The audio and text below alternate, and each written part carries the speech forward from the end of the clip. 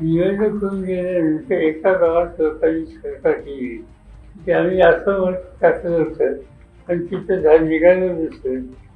म्हणून आमची ट्रायल होणार आहे हे डॉक्टरांनी सांगितलं आणि ती मताची पेटी ठेवली आणि ट्रायल त्या ठिकाणी घेतली